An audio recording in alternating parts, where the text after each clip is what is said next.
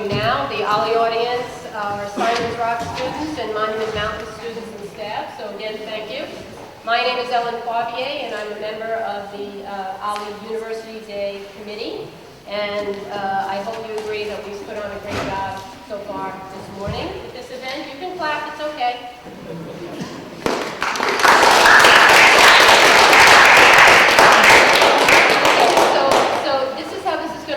I'm going to introduce our guests, but before I do that, our panelists, I want to remind you that people will be able to submit questions on the index cards that we gave you either earlier this morning or when you arrived. And all the questions will be gathered at the end of the talk, and please save your questions until then. Okay. So, with that, I will start to introduce our esteemed panelists. We have Brandon Dury, who is a co-founder of Yes for Change. Brandon grew up in Troy, New York, a post-industrial city similar to Pittsfield. He's a product of the Region 1 U.S. Youth Soccer Olympic Development Program team. He traveled around the country and world playing elite soccer in high school while also excelling as a trumpeter. Okay. With the help of his soccer and music mentors, parents, and his soccer ability, he was admitted to Williams College, where he met his now fellow co-founders of Yes. Before taking the leap full-time into Yes, he was project manager for Columbia Economic Development Corporation, an economic development organization, EDO, in Columbia County, New York. There he learned skills related to running the back end of a small nonprofit organization like Yes, and works with Patrick to run the mentoring program. Next to Brandon, you might know, is now Patrick Gordon, who is co-founder of Yes for Change. Patrick was born in Woburn, Massachusetts, to parents from Guyana. His parents believe a rounded education consists of academics, athletics, and the arts. School was the top priority. He played multiple sports, wrote poetry, and studied the piano. So we're going to have a concert after this. A graduate of the Brooks School, Brandon's mentors inspired him to be an engaged citizen. While studying at Williams, a knee injury forced him to miss his junior season. Networking and coaching during his semester off led him to mentors who believed he could make a difference helping soccer players from under-resourced backgrounds. He took 2 self-designed courses for credit, focusing on the lack of diversity in high education athletics. He also interned with a youth sport nonprofit called Level Ground MMA, is that right? Through a program run by the Forest Foundation. Before starting Yes, he worked for BlackRock FC, coaching and implementing community programs, one of which introduced him to Ronnie, his first Yes scholar. At Yes, Patrick is responsible for strategic planning and organization, branding and marketing, as well as culture development. Then we have, I'll change my papers here. Then we have Larry Moore. Larry is a wonderful example of what OLLI calls a creative ager. He's only 22, by the way. After a 30-year career as a teacher and coach, Larry began to indulge his passion for baseball, and especially baseball in the Berkshires. He is president of Baseball in the Berkshires, which just had an exhibit, The Road to October, at the Lichtenstein Center in Pittsfield, which highlighted the many Berkshire residents who have played, umpired, or run front office operations for teams that played in the World Series. Larry is also an educational consultant to the Baseball Hall of Fame in Cooperstown, New York. Next summer, Baseball in the Berkshires will mount an exhibit in the Stationery Factory in Dalton on all aspects of baseball history in the Berkshires. Okay. Geneve Brossard is a 2-time Golden Gloves New York State boxing champion and former athlete on the USA boxing team with over a decade of international competition experience. Geneve is the owner of her own boxing gym in Great Barrington, where she teaches and coaches. While living in the UK, she also earned a PhD in art practice from Goldsmiths College, University of London, and has an MA in sculpture from Pratt Institute, an MA in art education from Brooklyn College, my alma mater, by the way, and a BA in fine art from Mount Holyoke College. Geneve has taught and developed art curricula for the New York City Department of Education and many cultural organizations, as well as teaching in undergraduate and graduate art education and fine art programs internationally. She teaches art at the Berkshire Waldorf School. Geneve is also practicing a practicing artist with work in exhibitions in London, in the UK, Florence and Assisi in Italy, New York City, Mexico City, and locally in Brattleboro, Vermont, and Great Barrington. Phew, I'm exhausted just hearing how fun all of you are. So the way this will work is each of our panelists will have up to 15 minutes to make their presentation. I will crack the whip when they get close, and then afterwards, as we said, we'll have time for questions. Okay? So, yes for sports, take it away. Awesome. Thank you very much, Ellen, and thank you all for having us. I was going to start with my story, but now I feel like I don't even need to say anything because you all know everything about us. So just a little bit of what we're going to be talking about here. So again, Patrick and I run Youth Education and Sport Initiative. We like to call ourselves YES. And we are a college access and success program for under-resourced student athletes. And so we'll get into a little bit about what all that means a little later. But we're going to start with a little backstory about kind of how we got into what we're doing now. This is a picture of me at Williams jumping on a kid. I actually scored in this picture, but then the ref took it back because apparently I made a foul. I don't really agree with that, but you know. So I'm going to try to keep this as short as possible so we can get into what we're actually doing with YES. But everything's going to make a little more sense if we kind of talk about how we got there. So I grew up in Troy, New York, which is kind of on the New York side of the Berkshires. We're only like 30 minutes away from Williamstown. And when I was about 5 years old, my parents were driving by some soccer fields, and apparently I pointed out the window and I said, I want to do that. So the next fall, my parents got me involved in some rec league youth soccer in Brunswick, New York. Fast forward about 5 years, I was big, I was fast, and so I got moved up to more like travel league stuff.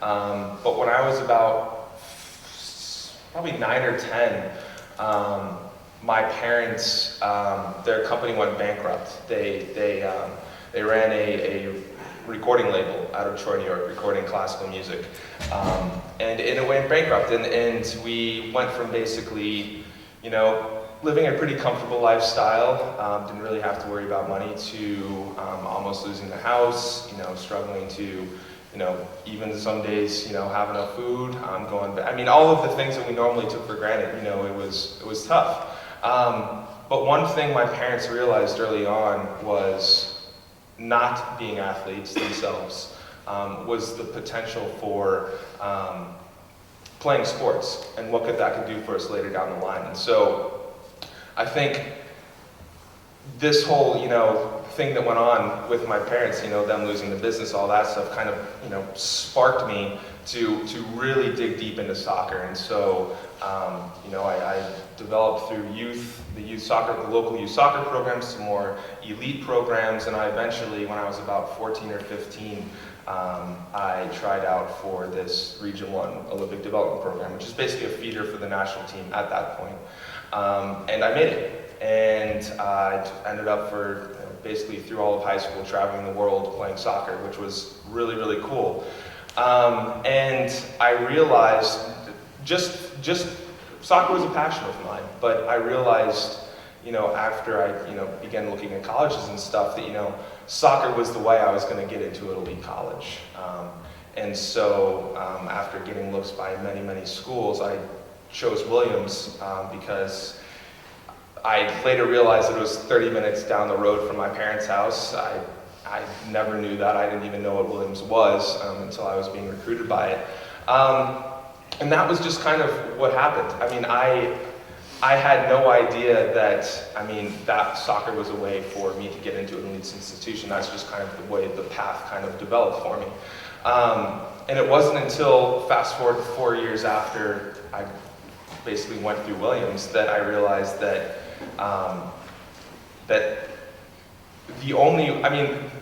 really, I would not have been able to go through that if soccer wasn't in my life. And so, kind of that it's just kind of going with the flow, seeing what happens. And so, we have, so something we're doing now is we're making sure that we're staying within time. So Pat has a little stopwatch right now, and I'm at 4.5 minutes, so I want to make sure I'm not going too much into my story. But I think kind of the moral of this, the moral of the story is, you never know what happens. And sports for me was a way to get me into an elite institution. And when I was at that institution, it was a whole different world for me. And so I kind of want to stop there so Pat can talk about his story a little bit. But then that will kind of get into kind of why we started Yes, why that was something important, the mentors that kind of got us to that point, how we were able to develop, and all that fun stuff. So I'm going to leave it to Patrick. No, I think that's a great point to leave off. Definitely we'll get back to this point, but sports was definitely the hook for us. And I think my story is a little bit dissimilar to Brandon. My parents are from Guyana, only English-speaking country in South America, and soccer was pretty much only behind church and school. My first real memory of it was 2002 World Cup. We probably didn't get cable until I was in middle school, and my dad picked that picture because he had a funny look on his face. My dad got the cable package just for the month so that we could watch the World Cup. And so growing up, it was a really big thing in my family. My older brother, Peter, who also ended up going to Williams, was like an extremely prolific goal scorer in high school. And so I really grew up around the game, and grew up loving it and grew up wanting to be good at it. And so where things really started to turn a little bit, I think, was when I actually started having some mentors who were pushing me to think a little bit more about what I was doing and what the experience of soccer would mean for me moving forward. And I always remember my high school coach said, at the end of the day, when you move on from this, and mind you, my high school coach actually played against Pele. He was a very successful soccer player himself. But he said, really all that you're left with are the memories of the feeling you had with your teammates and the relationships moving forward. And that was something that really stuck with me. I think being 16, 17, 18 years old, you're focused on winning, you're really focused on almost maybe your personal achievements, how many goals, how many assists, what are you contributing to the table. And so I really had some mentors who started asking me to think a little bit deeper about what I was engaging in. And I think that's where sports began to hook me into seeing that it's a really great way to not only connect with the people around me, but also to develop as a person, right? So whether that was the early mornings to get up to go train at 7 a.m. when I didn't really want to train, whether that had to do with almost working through problems when you're down 2-0 at halftime and it's, are we gonna come apart or are we gonna come together? Some of those things were really what started to influence almost even more of my passion for soccer and for sport in general. And so with Yes, that's really a lot of what we're hoping to accomplish with our students, our student athletes. It's not really about if they can get into the best sports program or win the MVP award. We're much more focused on how can we start to think about these lessons and values and then help you to translate them into other areas of your life, whether that's personal or school, etc. And so as we have really kind of delved into this, we almost feel that a really great way to frame it is that mentors mold mentors. And we're really hoping to do the same thing even with our students. So it's not, again, only that they're getting these lessons from us, but they're then continuing to pass them on to other persons, whether it's their peers or kids that they're going to mentor themselves, because that's really how the cycle continues. So we then built youth education, sports, and different. And to go off of a little what Patrick was saying, you know, all of these lessons learned were things that I didn't really know when I was going through the process. But it wasn't until kind of looking retrospectively where I was like, yeah, like that makes a lot of sense. And you know, is this not working? Maybe not. There we go. Is that better? Put that over here. And so, yeah. Yeah, you can. But yeah, I mean, but we were talking with someone, with a couple people at my table during lunch, and we were saying how sports in general, it's not even just soccer, sports in general, there's a certain type of language, kind of this unspoken connection. And so, before we get into a little bit about what we're doing, kind of I guess the biggest part about building the relationships with our student athletes we're working with is building a deep relationship. And that deep relationship we've realized is we can kind of, start that with this like hook into sports, because there, like I said, there's kind of that unspoken language that we didn't really realize until we started doing it. We realized it when we were on a soccer pitch, and you're down 1-0, and like Patrick was saying, you get together as a team and you kind of just like make it happen. But it's when you're in the moment, it's not really something you think about. But after you're kind of out of it a little bit and you think back, you're like, wow, like yeah, that was very, very meaningful. And so the kids, when we're working with our kids, we kind of have these conversations. And so it's good for them to begin to think about this while they're in the middle of it, rather than 10 years down the line, it's like, oh yeah, that's why this was so important to me. That's why this was so meaningful. And so you want to talk a little bit about YES and what we do and all that? Sure. So we're focusing on college access and success for under-resourced student athletes. Under-resourced, what does that mean? For us, we define that as maybe you'll see students who are coming from like a school district that itself is under-resourced, coming from low-income backgrounds themselves or family standpoint, or groups that are traditionally underrepresented in higher education, whether that's minorities or first-generation college students, single-parent families, etc. Our process, again, starting with mentorship, relationship building, and then network development.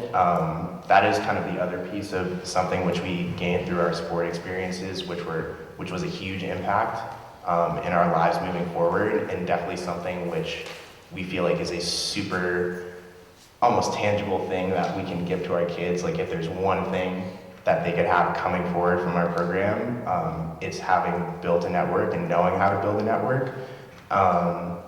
The next step has more to do with the academic and athletic enrichment.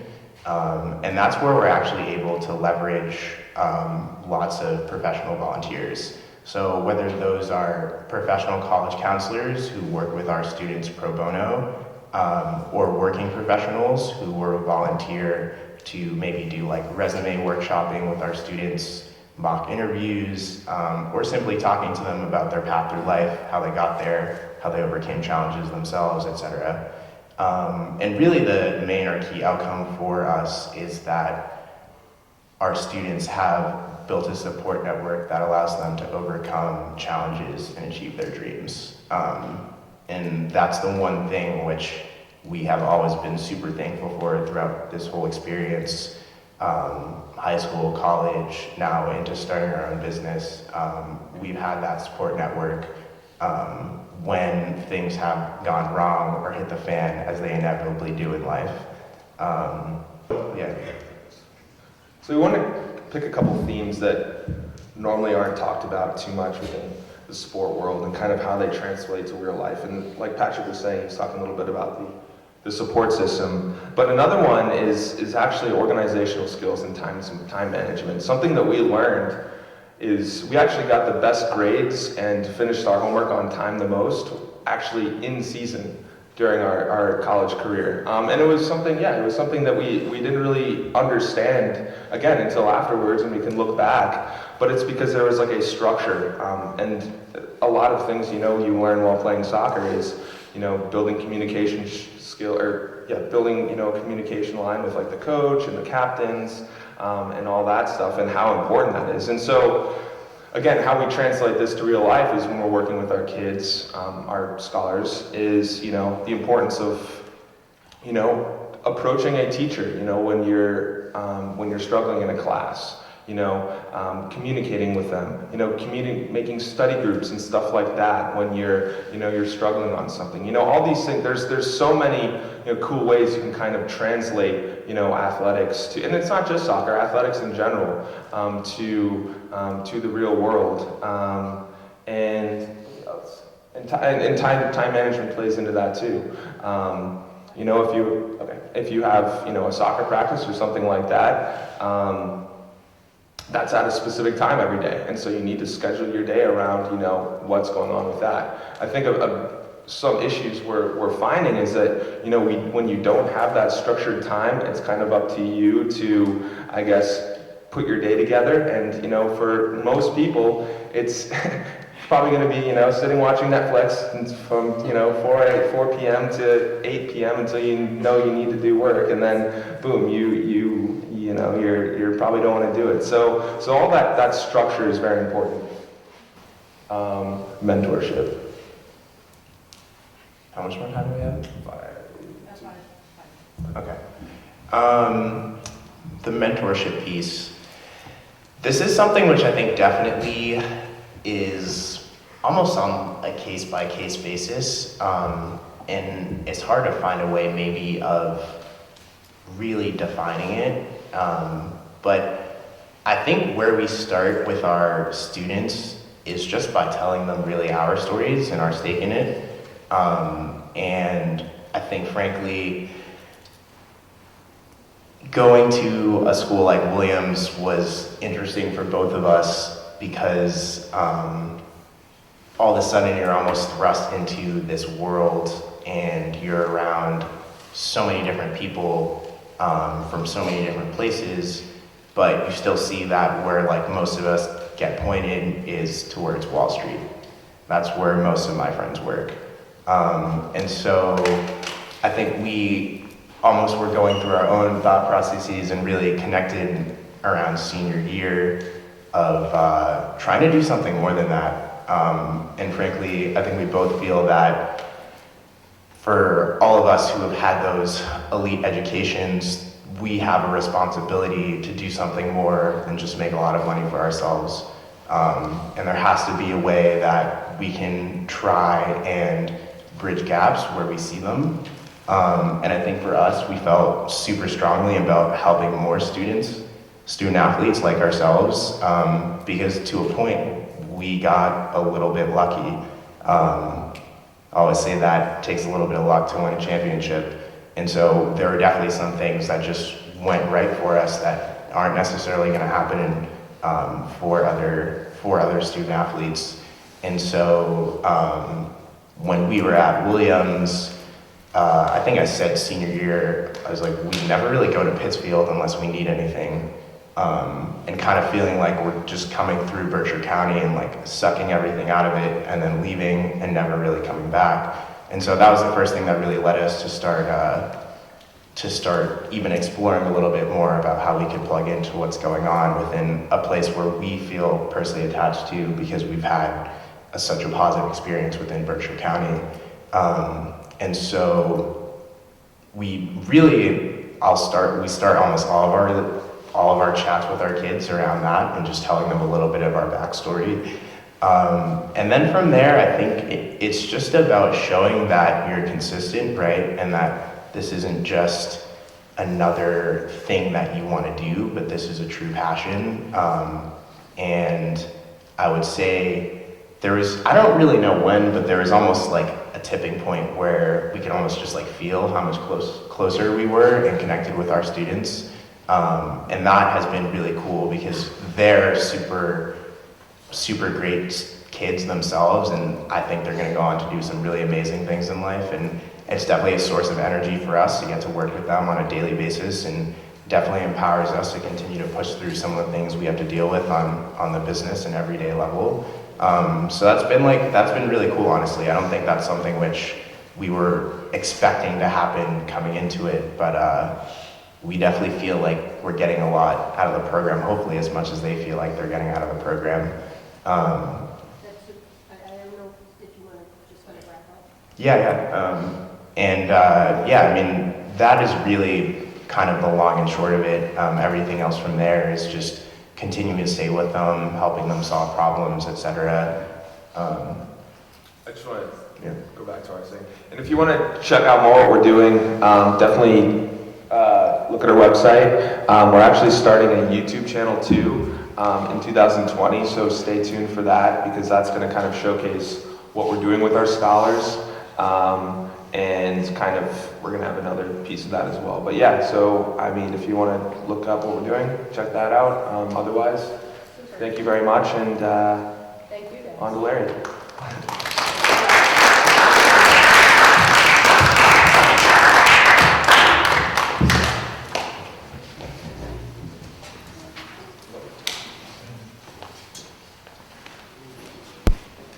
We'll do questions at the end. Hi! Gotta wake up, everybody. Let's get up a little bit. No, after you've eaten lunch, you sort of. Well, we're going to talk about baseball in the Berkshires. And we're going to not start at 1791 because that was the start in Pittsfield. But you gotta remember that baseball goes back for centuries and centuries.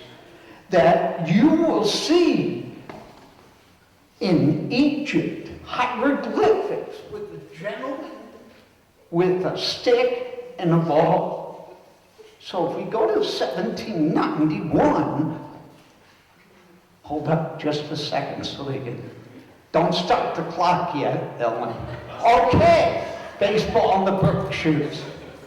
I ate lunch with a great group of guys and girls, and I found out that one of them is a sprinter. Finn gave me some hints how to run through the next slides. So, okay, which button? Oh, God. There we go, 1791, Pittsfield, Massachusetts. We have the first written government document talking about baseball. Two different words, baseball. They built a new town hall for Pittsfield residents just about the place of the First Church of Christ on Park Square. They said you can't play baseball within 80 yards of the new town hall. Had stained glass windows. They didn't want them broken. So they wrote a bylaw. That's the first mention. But let me throw this out. Berkshire County populated from south to north. So how about Great Barrington? When were they playing? How about Sheffield? When were they playing? We jump. Now you got to remember, they were playing. Everybody was playing. But our guys from Williams know this. They played in the first college game in the whole United States was played in Pittsfield, right about where Dottie's Tea Room is, Maplewood Avenue. Problem was, they were playing the Massachusetts game. The field was square. They hadn't rotated it yet. Pitchers are pitching underhand. They're striking at the ball, and the ball is made out of rubber. Look out. No foul territories. Hit it frontwards, backwards, sideways. Uh-oh. Amherst took it to Williams. Now, if we thought baseball games were long today, can you imagine waiting for 73 runs? So, we open up a museum. This gentleman brings us in a bat from 1869. As a kid, he's been hitting stones with it. It's 1869. It's a trophy bat between the Pittsfields and Winoka. Winoka. We know where that is. You're driving down the turnpike, look down, go over that big bridge, that's Winoka, right underneath you.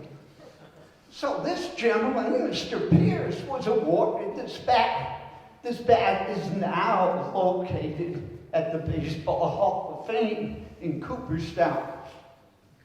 Another gentleman brought us a program from 1878, the Pittsfields playing against the Manchesters from Manchester, New Hampshire.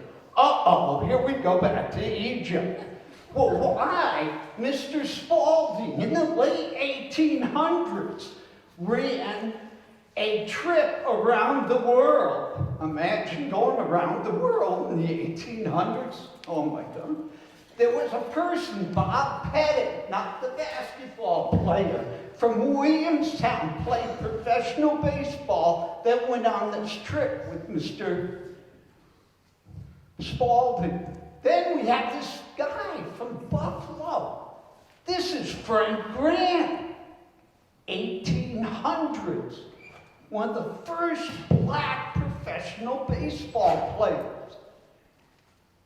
Known as the best black player of the 19th century. He's in the National Baseball Hall of Fame at Cooperstown. Was inducted in 2006. You'll find this plaque in Williamstown. And this plaque in Cooperstown, New York. Here we have the Old Elms. That was a team that Mr. Pierce played for. They played their last game in 1892. Here's a team from Monterey in the 1890s. Sandusfield playing 1890s. Here we have Lenox. The Berkshire County has had 56 professional baseball teams. Not college baseball teams, professional baseball teams. Third most in the state. Boston's first, Springfield second, Pittsfield is third. Here we have Dalton at Pine Grove Park. I bet there's lots of people know where Pine Grove Park is. Look at the grandstands. Pine Grove Park in Dalton. Then we have Jack Chesbrough. He's from North Adams. 1904, playing for the New York Highlanders, turned into the New York Yankees. He started 51 games, finished 47 of them, won 41 of them. There's his plaque in good old Cooperstown. Here we have a team from Sheffield in the early 1900s. I read this in a book. They said Miss Hall's school had 2 teams in 1905. Not softball, but baseball. I knocked on the door. Holy mackerel, they had pictures. That's the old Miss Hall's school. That one burned down in the 30s. There's the team. Then we have Pinecroft. That was a great estate in Lenox, and they were playing baseball in the early 1900s. So was Elm Court. Pete Gray played with one arm in the 1940s. We thought that was a big thing. Look at the gentleman in the middle. Only one arm. He was playing baseball. The Great Wendell Hotel was on the corner of West Street and North Street. Big hotel. That's where Connie Mack's Philadelphia Athletics stayed. A major league team stayed in Pittsfield. Well, anyway, their help staff had a team, all black, that played. They were known as the Wendell Giants. They played against the Aspinwall Giants, the great hotel in Lenox. Here's Stockbridge playing in 1911. Pittsfield Electrics in 1913. And here's a little quote about Wacona Park. We love Wacona Park. They started playing baseball there. 1892, George Burbank built the park. He didn't turn it over to Pittsfield until 1919. Here's the championship team, the Pittsfield Hillies, in 1919. Here's a picture of the Hartford Senators. Maybe you recognize the guy in the front row. His name was Lou Gehrig. He played for them under an assumed name. His coach found out from Columbia, called all the other teams in the Ivy League, and he got suspended for a year.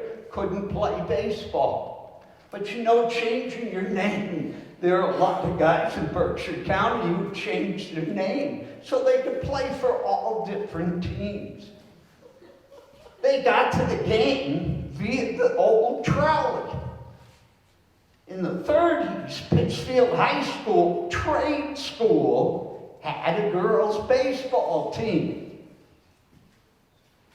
In the early 30s and reaching into the 40s, the Pittsfield Pontiacs were one of the first black teams in Pittsfield. Babe Ruth, in the late 30s, played in North Adams. But we don't want to leave you South County people away, so there's old Babe Ruth, somewhere around Mount Washington. He went to the Barrington Fair. He played golf at Wyandotte. And even Joe DiMaggio in the 60s went to Berkshire Downs to hand out the trophy for the Yankee Clipper game. Race, rather. Oops. John Persip was a caterer in Pittsfield in the 40s. He umpired a lot of games. He was such a good umpire that when the New York Black Yankees went to Albany to play against the Homestead Grays, he's the one who umpired. Here we have a place in West Stockbridge, Troy's Garage. Garrett Troy, late 30s, early 40s, owned most of the town. He wanted the best baseball team in Berkshire County, so he took players from all over. He then drove his new Ford cars to Pittsfield and picked up barnstorming teams like Connie Mack's Philadelphia Athletics, the Cincinnati Reds, the Boston Bees, and took them to Kersey Field in West Stockbridge to play. They played at night. He rented a generator on a truck, put lights on step ladders. The outfielders were known to put an extra ball in their back pocket because they weren't going to chase after the balls in the dark cornfield, that's for sure. Wacona Park refurbishing in 46. Whoops. Then we had the brass rail. We had these amateur teams. The brass rail, the Majestics, went to national championships and came back with the national championship in 49 and 52. There's the Majestics. The Red Sox had a AA farm team in Pittsfield. You may see Reggie Smith, George Scott up there. Dave Gunn. Dave Gunn started the Colored Eagles in the late 40s and coached Lenox High School, first black coach of a white team. The great Mike Alfonso, Great Barrington, John Consolati and Lee, Joe Zavatero, great player, Pittsfield Highs up in North Adams. Old Tom McGrath, his team won the state championship in 78. Took them on a trip, guess where? Taiwan, with stops in Hawaii. We wish we had a team like that now. Son of a gun. Pat Bassett, great American Legion teams all over the county. Kevin Stannard at Taconic, state championship twice just recently. There they are, the state champions. And of course, we had the Cal Ripken team winning state championship. Little League in 2018. Then we had Billy Hart, great black athlete from Williamstown, played minor league baseball. Brian House, many people know, he's not from this area, but he settled here. He played for the Pittsfield Cubs. Russ Quegg was a policeman, got signed by the Red Sox, and here he's getting some batting instruction from somebody, I can't remember. Could it be Ted Williams? Then we had Joe Bateman, got signed by the A's and played minor league ball. Gene Hermansky played with Jackie Robinson on the Dodgers. Dale Long played for the Pirates and the Yankees. He was from Adams. Mark Belanger from Pittsfield, 1970 world champions, 8 gold gloves, 8 gold gloves. Tom Green, now is a color commentator for the Rangers, but played for the Washington Senators as well. Turk Wendell, Turk was nutso, played soccer at Wacona Regional High School, chewed licorice instead of tobacco, and then brushed his teeth in between innings. He got some strange looks from the other players. The great Jeff Reardon held the save record until it was passed by Mr. just got elected to the Hall of Fame, Mr. Lee. Yes. Then we have our friend, who could that be? He was the general manager of the Pittsfield Mets, and now is the general manager of the Valley Cats over in Pittsfield, over in New York State. I gotta get his name. Oh dear. There he is. Sorry about that. Sometimes Rick Murphy. Okay. Dan Duquette from Dalton, general manager of the Expos, Boston Red Sox, and the Baltimore Orioles. Scouts, Tom Mooney was from Pittsfield. When he was a scout for the Mariners, he only signed Ken Griffey Jr. Chris Conroy, Major League umpire from Williamstown. He just did the National League Championship game. Ed Ladley, basketball official. So as I finish, I gotta tell you a story. Told you I was gonna get it in. So this story goes, I'm collecting things for the Dalton Collegians. And I said, would you look at my list, see if I missed anybody? He said, yeah, you missed Ed Ladley. I said, BS. He's basketball coach. He never played baseball.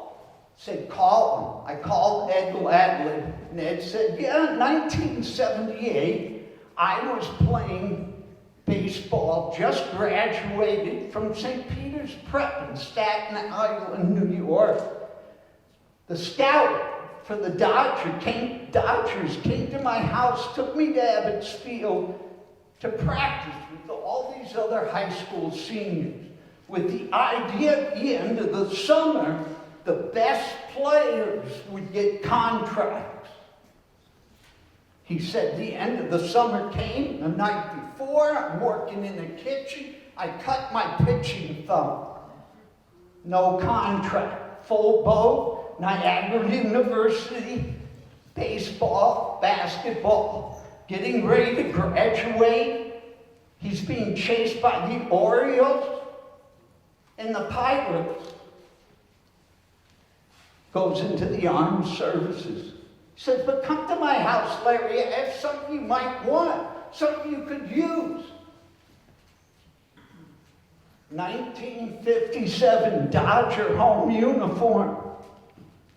He had 7 kids. They all wore it at Halloween time. Look at the condition it was in. I almost, you know what? My pants. Holy mackerel. How'd he get it? Well, what happened was, where did the Dodgers go? They went to Los Angeles. They had all these home uniforms. No eBay to sell them on. They gave them to the high school kids on the team. They were called the Dodger rookies. I get 5 minutes away from the house. His wife calls me, says, Larry, come back. I found something I never knew we had in the back of the closet. A satin Dodger rookie jacket. I contacted the hall. Said, do you have one of these? They said, no. Ed's health was failing. I said, gee. I asked the family. They said, oh, we'd be more than happy to donate it to them. So last January, he donated it to the Baseball Hall of Fame. Ed passed away about 4 months ago. But what a thrill. It's been a thrill to be here. I'm so glad you are interested a little bit in baseball, but now you have so much more knowledge. Thank you.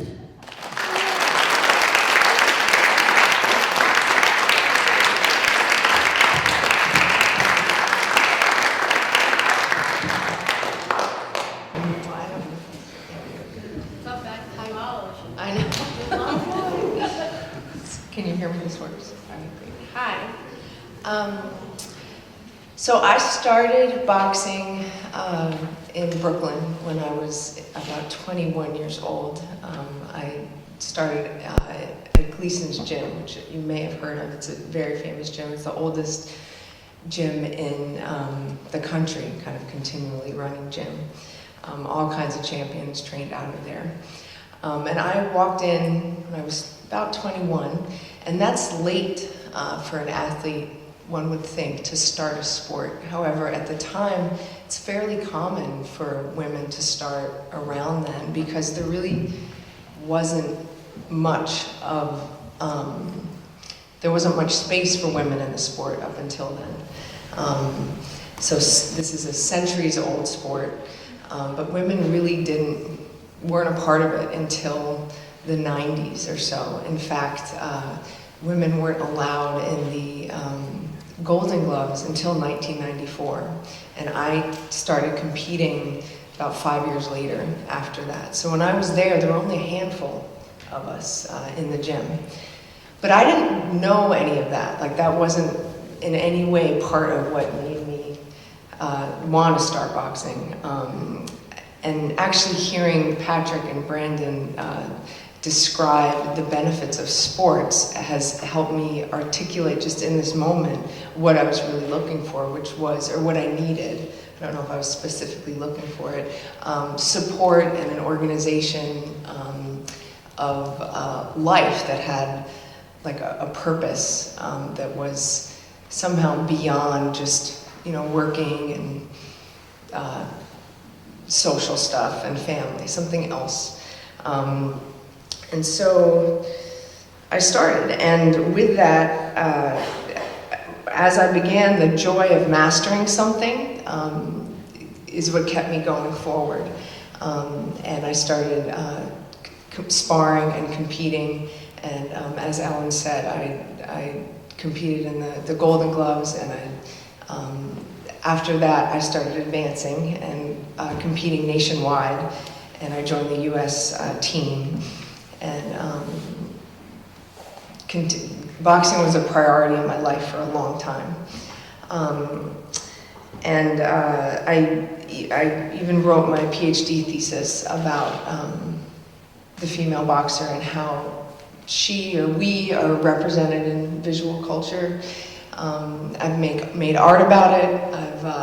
It's been a focus of my life for a long time.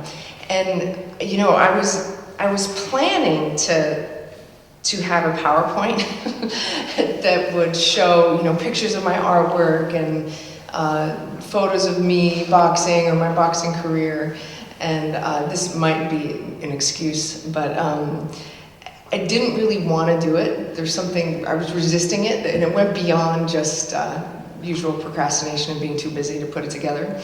And I think that part of it is that, you know, my kind of essential experience with boxing has been or is the truth that, you know, when you're in the ring or when you're even training seriously, all the labels and social ideas that usually come with people, or that can kind of pin us into place and perhaps limit us, disappear. So like the life stories,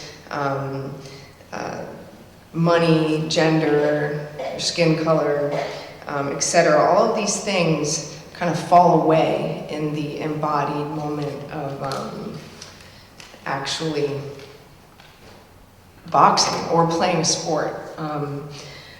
So I'm up here by myself, kind of without anything extra, part of it to support that idea. There's also, though, alongside what I think is true about sports, which is that all of that stuff falls away and there's something pure about it, is also a kind of paradoxical thing happening where there is a reality that women do need to be counted in the world of sports. There's obviously unequal pay and all kinds of things. And actually women were only allowed in the Olympics in 2012, which is a truth that very much affected my amateur career because I could not advance. And also the historical and very complex role that people of color, specifically like African American men, play in boxing as a cultural institution in our country. All of these things are very important and need to be analyzed. But that's kind of what I think is a really important, a paradox or conflicting reality, which is that truth and the relationship it has to the liberating experience of moving, and in the moving not having to be explained or to explain oneself, or to even be represented in a sociological way. So that kind of stuff doesn't really matter that much on one level. Another level it really does. So yes, I am a female boxer, but more than that, I'm a body that moves, and this is what I think really connects me to other people, and through the lens of boxing, but I think it applies to all sports really,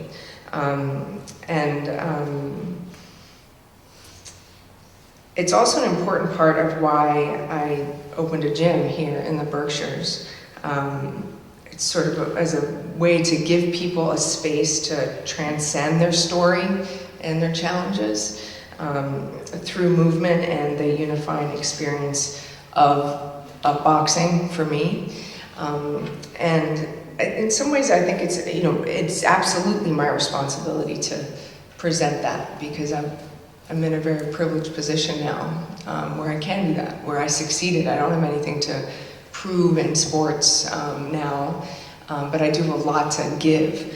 And so what remains now that I'm kind of no longer in that tunnel vision reality of competition where it's kind of self-involved, like it's all about just winning and advancing and doing better and staying on track and not letting anybody down.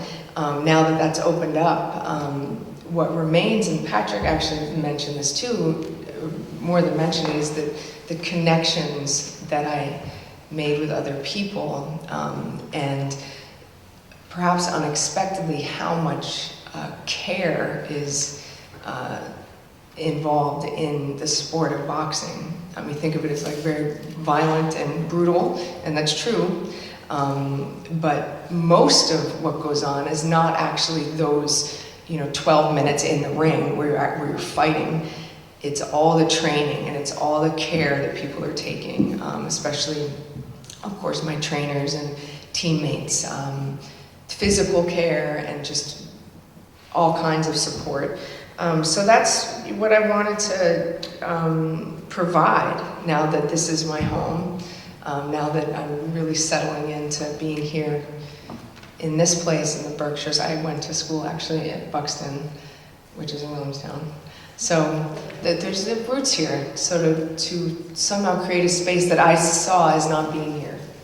There's no boxing gyms really around, and a really important part of my life, so I wanted to Super. hopefully continue. Super. Well, I don't know Thank about you. all of you, but I'm just blown away.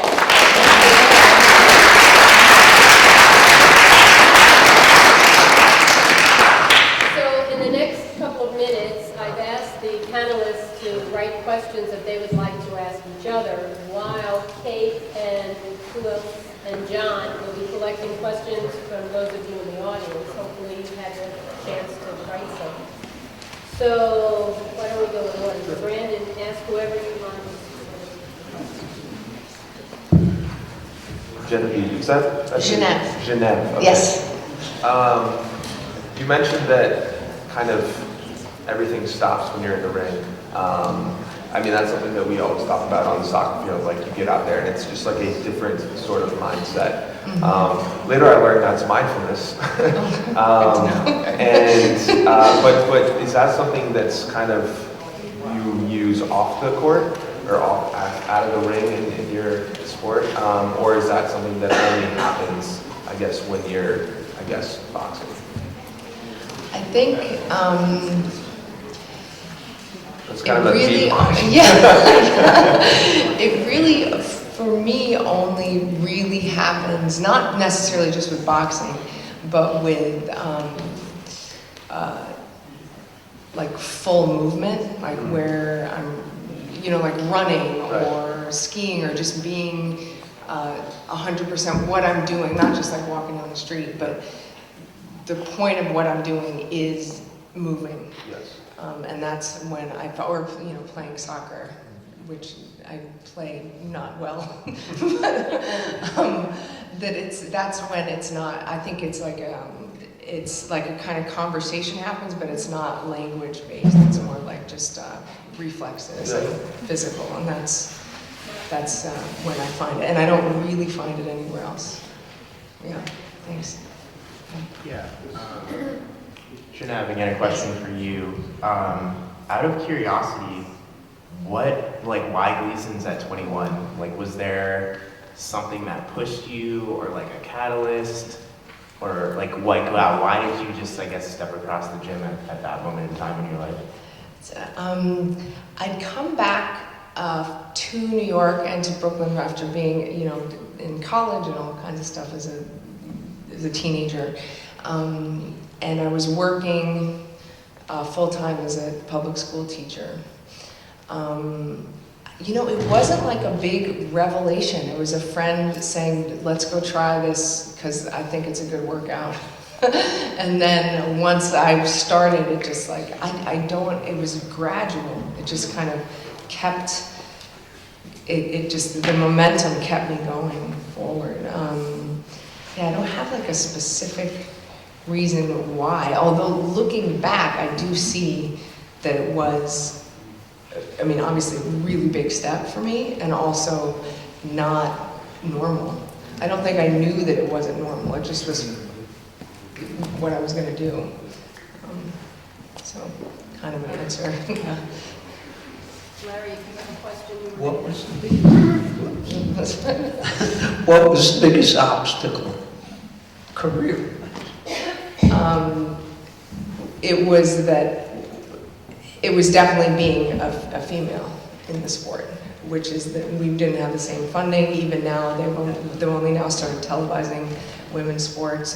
There was a point in my life where I was on the U.S. team and I was working full-time as a public school teacher, and so I used up all my sick days to fly out to Colorado to the training camp and then fly back, and then I kind of reached a point where it's like I'm getting, you know, like a $50 stipend for this, and I'm about to lose my job, and I'm not going to make it to the Olympics because they don't have women in the Olympics. So that was a huge obstacle. And I'd say that that's true for all the women that I know in boxing, is that that's kind of what you end up hitting your head against. And now it's different. It's starting to change. Now women are in the Olympics, and now fights are starting to be televised. So you don't have to make these insanely hard choices anymore. Kind of like, you know, really, you know, like, do I keep my job or do I, you know, just take this fight for $1,000? You know, it's not like that anymore.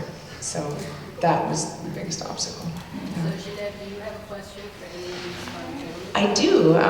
I have a question about mentorship, which was a point that you two brought up, and I just wanted, it's not a pointed question, it's just more kind of, I would like to know more about how you develop that kind of archetypal thing in people, or is that something that you have a strategy for, or you know, how do you focus on that? Just so I understand your question clearly, is it how we are mentoring the scholars or how we're trying to get them to mentor? I think it's more how you would get them to mentor.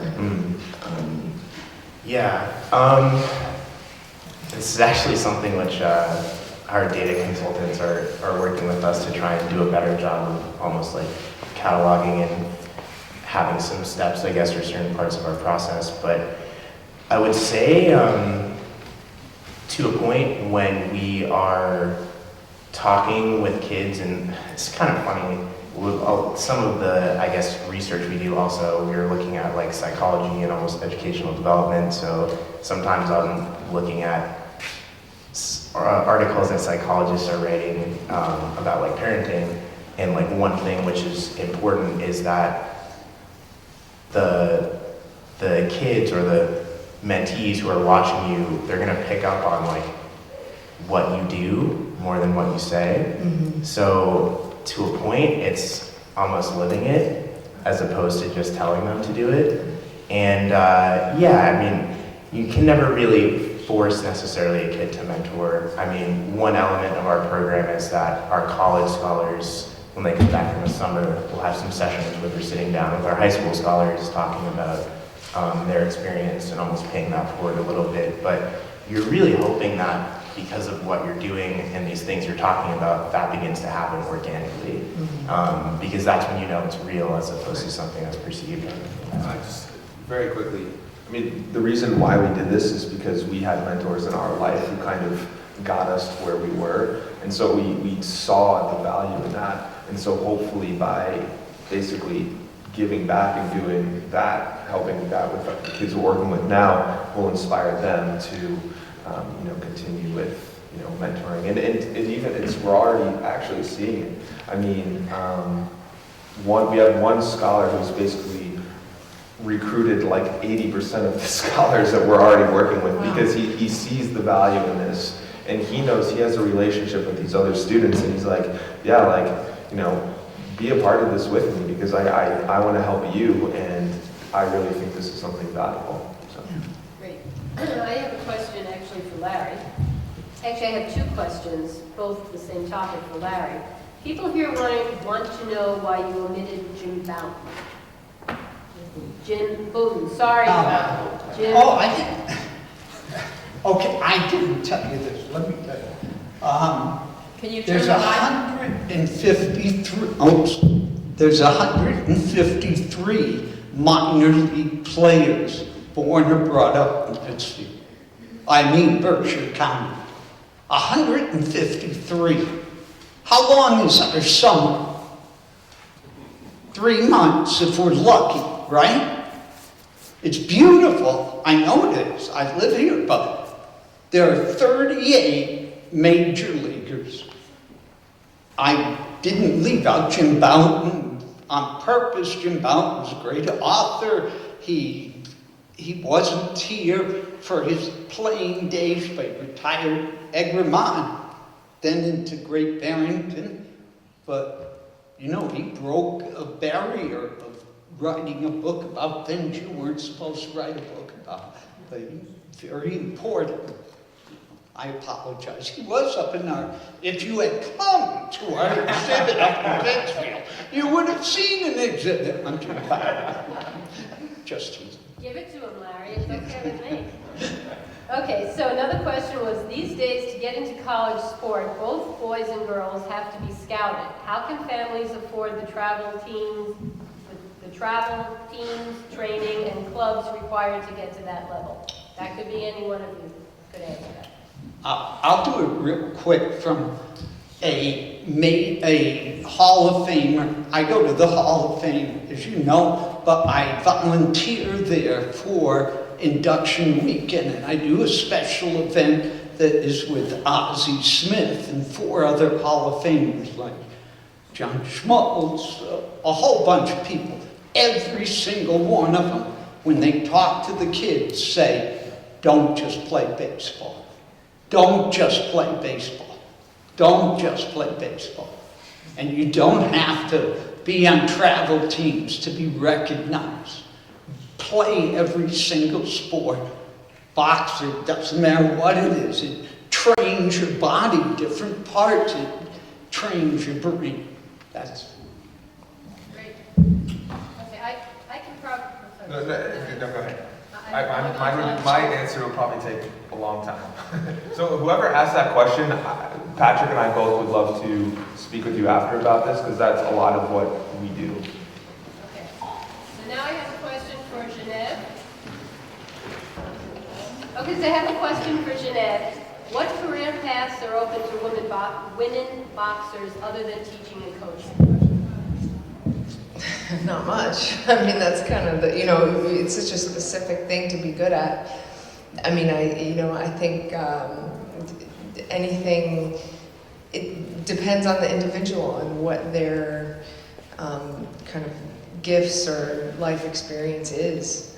But being a boxer sets you up to perhaps be able to teach others, and even that's not necessarily a given. There are plenty of amazing boxers who can't teach it. And I think it definitely is kind of it's a real tunnel track in some ways. Great. No. Okay, Larry, have you published a pictorial essay on the history of baseball in the Berkshires? We wrote a book in 2016 called Baseball in the Berkshires. You can get it through Amazon. It has 100 of the minor league players, 38 of the major league players, and there's over 65 non-player personnel like Dan Duquette and those people that are in that book also. It does have pictures. It's not all pictures, but it's... Great. Okay, I have another question now for Yes. Actually, it's a 3-part question. The first part is, who supports Yes financially? The second part is, where do you find your students? And the third part is, do the students pay? Okay. You do first. You second. Okay. Who supports Yes financially? So Yes is a nonprofit. So I will probably answer 1 and 3 at the same time. Do the students pay? And who supports Yes financially? So the students do not pay. So all of our money we get to basically pay Patrick and myself and to, I guess, administer our programming is through donations.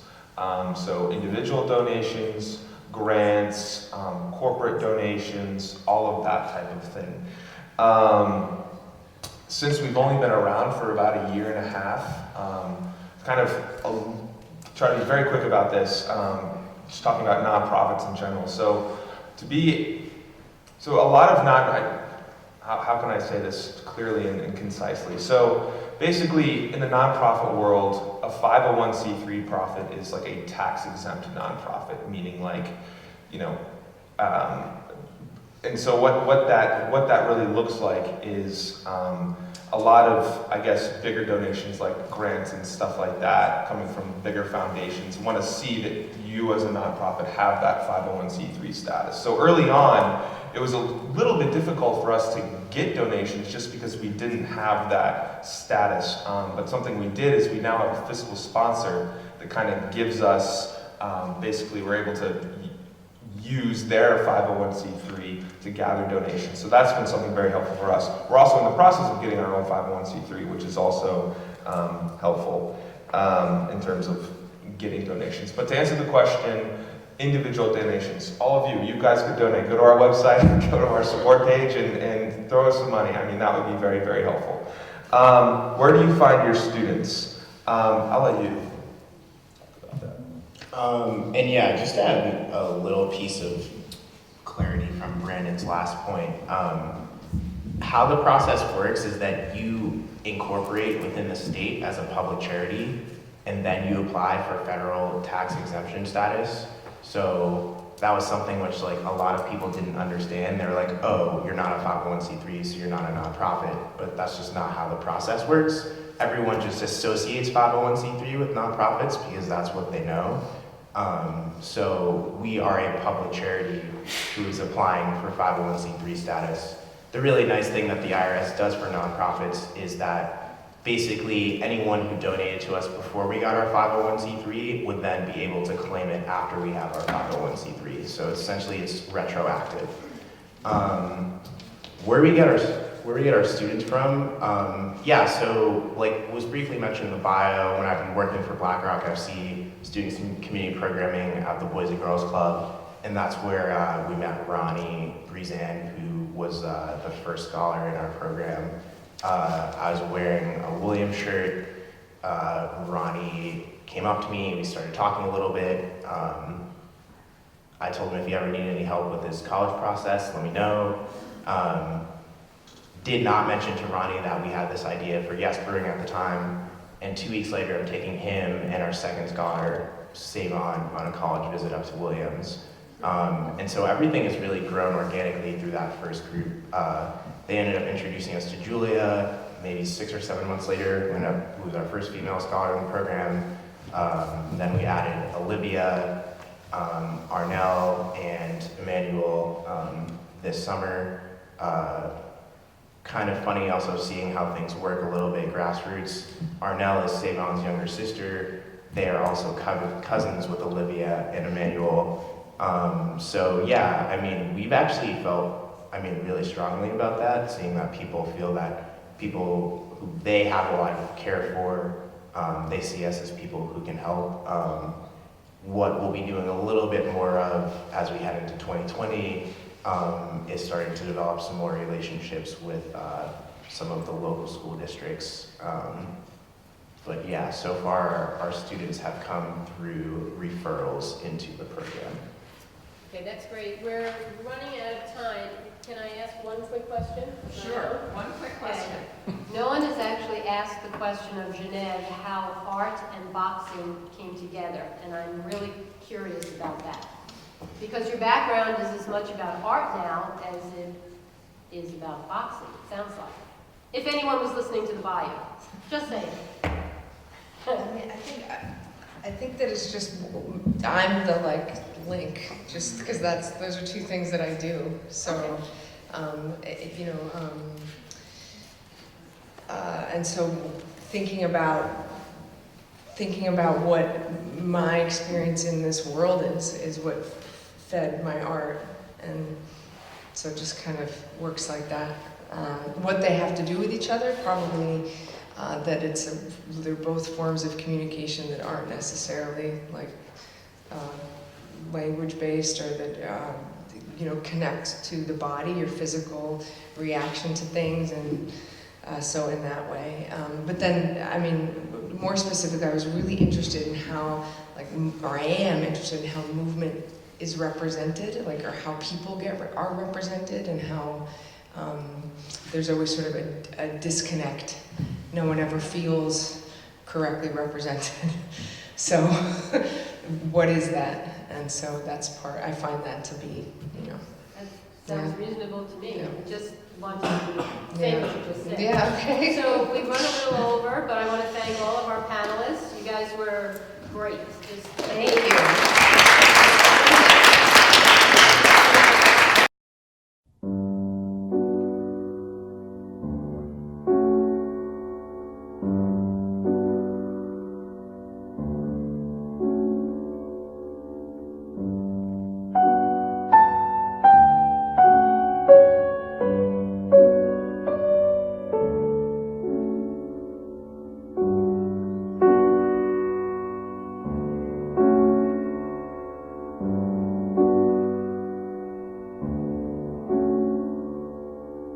At OLLI, the Osher Lifelong Learning Institute at Berkshire Community College, enjoy learning simply for the love of it.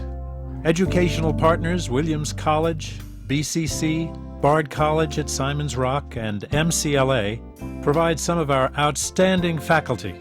Take a class in the arts, history, literature, and so much more. Contact OLLI today. Meet new friends. Keep your curiosity alive.